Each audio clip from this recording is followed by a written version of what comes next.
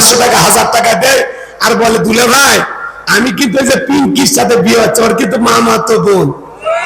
কথা কয় না কেন? এই কথা বলে প্লেটে খাবার দিয়া ভালো করে বসেন, ওই প্লেটে ওই ফকিরে 500 টাকা 1000 টাকা দিয়া ওখান থেকে পাইসটা বলে দুলে ভাই হা করে। দুলে ভাই হা করছে, ওটা জীবনে খাইনি, পাঙ্গাস মাছের মতো হা করছে। এই নিয়ে আবার হেব্বি শিয়ানা, দুলে ভাইয়ের মুখে না দিয়া 10 পর্যন্ত হ্যাঁ নিজের মুখে দিছে, দুলে ভাইকে 10 দিছে, দুলে ভাইকে খাওয়াইতে পারে নাই, মানে দুলে ভাইয়ের মুখে না দিয়ে নিজের মুখে দিছে। বুঝতে পারছেন তো? বলে দুলে ভাই হা করেন, এই কথা দুলে ভাই হা করছে, ও আবার নিজের মুখে দেখে বলতেছে দুলে ভাই আপনারা ঠকাইলাম। তখন দুলে ভাই বলে আজকে ঠকা, সুযোগ পাইলে তোরেও ঠকাবো। কথা কন ঠিক কিনা? এরকম আছে না নাই? এই কথা বলে এই যুবতী মেয়েরা ওই ছেলেটার গাল নেড়ে নেড়ে হলুদ দেয়। আছে না নাই? শোনেন, হলুদ দেওয়া জায়েজ আছে, একটু মনোযোগ দেন। বিশ্ব নবীর কাছে একজন সাহাবী হাজির হয়ে গেলেন। নবীজি চেহারার মধ্যে তাকায়া দেখে একটু হলুদ লাগানো। সুবহানাল্লাহ কোন।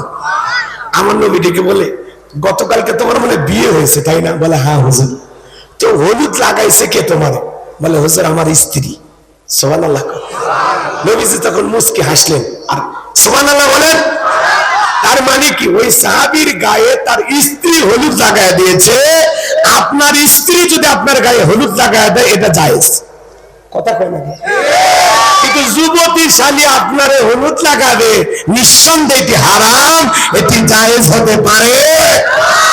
এই জন্য হলুদ মাখানোর যদি এত ইচ্ছা থাকে বাসর ঘরে 2 বাটি হলুদ আগে পিছিয়ে ঘুষে রেডি করেন। বাসর ঘরে কিচ্ছু করার দরকার নেই, হলুদ মেখে সারা রাত কেটে যায়। কথা কয় না? রাগ করছেন আপনারা? যুবক তোদের পরিবর্তন হতে হবে। অনুরোধ করে বলি বাবা, বিয়ে করবি কর, এগুলো হলুদ উৎসব, মেহেদি উৎসব, রং তামাশা, গীত গান বাজনা, এরকম বক্স নিয়ে এসে ডিক ডিক আওয়াজ দেয়া, এগুলো মাটি কাঁপানো, এগুলো গান বাজনা বন্ধ করো। আল্লাহ যুবকদের হেদায়েত দান করেন, যারা বলেন আমিন।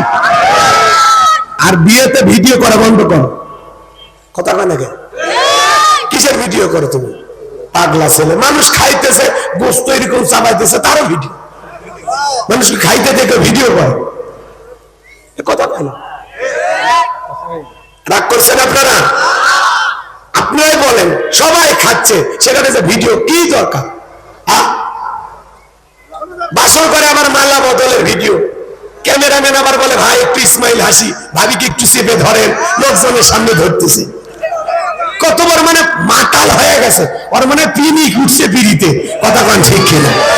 মানুষের সামনে বক্স চাপে ধরতেছে, মালা দিতেছে, হাসি তামাশা করতেছে, মনে হয় ছোটখাটো সিনেমার শুটিং চলতেছে। এরকম আছে না? না, মুসলিম যুবক যুবতী এরকম অসভ্য বেহাফানা করতে পারে না।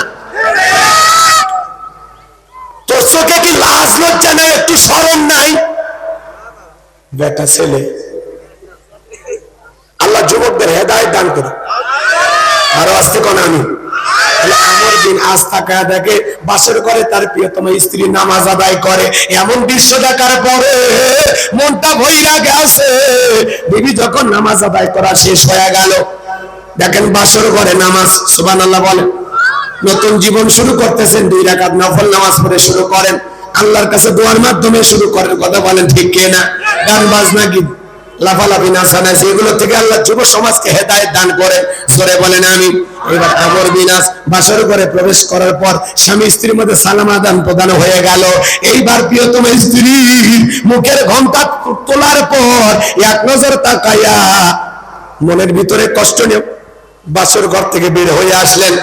প্রিয়তম স্ত্রী মনে মনে ভাবে, আমি তো স্বামীকে কিছুই বললাম না, কেন আমার স্বামী ঘর থেকে বের হয়ে গেল, বিষয়টা আমি বুঝতে পারলাম না। ভালো করে বুঝবেন। এইবার মেয়েটা এক পা দুপা করে ঘরের দুয়ারে এসে তাকায় দেখে স্বামী বাড়ির বাহিরে বারান্দাতে দাঁড়িয়ে আছে। ডেকে বলে, স্বামী, জীবনে কোনোদিন কোনো পুরুষ আমাকে স্পর্শ করে নাই, আমি কোনো পুরুষের চেহারাও দেখি নাই, আপনি আমার জীবনের প্রথম পুরুষ। শুনেছি আপনি আল্লাহর অনেক বড় ওলি, যদি আজকে আপনি আমার হক না আদায় করেন, কঠিন কিয়ামতের ময়দানে আমি আল্লাহর দরবারে আপনাকে আসামি বানাবো। আল্লাহর ওলির অন্তরে ভয়। বাসর ঘরে প্রবেশ করলেন, বিবির সাথে ভালোবাসা বিনিময় হয়ে গেল। এইবার ভালোবাসা বিনিময় করার পর পরের দিন সকালবেলা উঠে চলে গেল। 1 নয় 2 নয় 25টা বছর অতিবাহিত হয়ে গেল, আর বিবির কাছে আসে না, বইয়ের খবর নেয় না। 25 বছর পরে তাদের দাম্পত্য জীবনে কি ঘটনা ঘটে আপনারা কি একটু শুনবেন? 25 বছর কেন স্ত্রীর কাছে আসলেন না, 25 বছর পরে কিভাবে পরিচয় হয় আপনারা কি একটু শুনবেন? কারা কারা একটু হাত তোলেন তো দেখি। লিল্লাহি يا نفس إن لم تظفري لا تجزعي